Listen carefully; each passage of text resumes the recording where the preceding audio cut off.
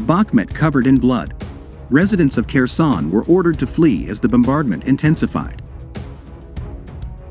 Ukrainian authorities are urging residents to leave the city of Kherson as Russian forces intensify their mortar and artillery attacks on the recently liberated southern Ukrainian city. Some residents who witnessed the Russian occupation are hesitant to leave despite the bombing, according to local officials involved in the evacuation. The Ukrainian military said Wednesday morning that he fired 33 rockets at civilian targets by Russian forces in a series of airstrikes and artillery strikes over a 24-hour period in Kherson.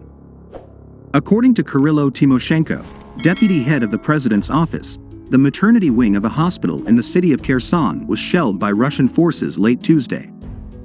Volodymyr Zelensky said there were almost no civilians left in the besieged frontline town of Bakhmut in the eastern Donetsk region. In a telegram post, the Ukrainian leader said there was no place not covered in blood in Ukrainian-controlled cities.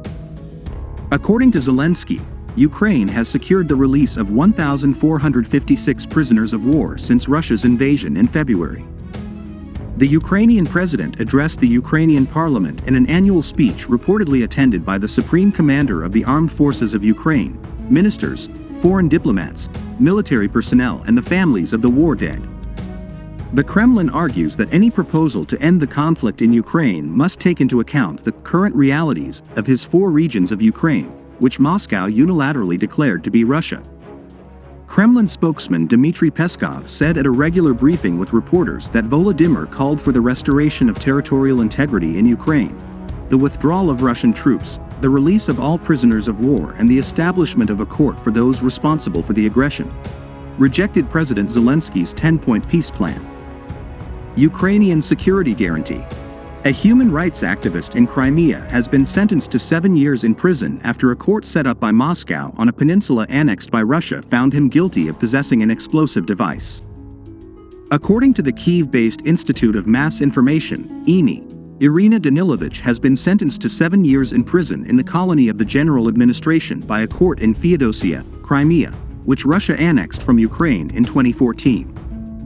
Was declared Odessa city authorities have begun demolition of a monument to the Russian Empress Catherine the Great, who founded the city in the late 18th century.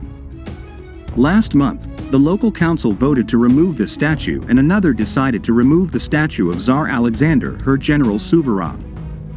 Russian soldiers mobilized to fight in Ukraine can store frozen sperm in cryobanks for free, a top Russian lawyer said. Demographers warn that Vladimir Putin's invasion of Ukraine and his partial military mobilization could exacerbate Russia's demographic crisis.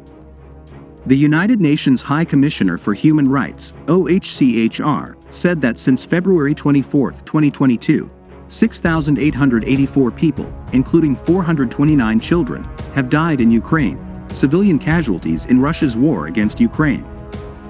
Announced the number 26. December 2022. It's likely to be significantly higher, he said.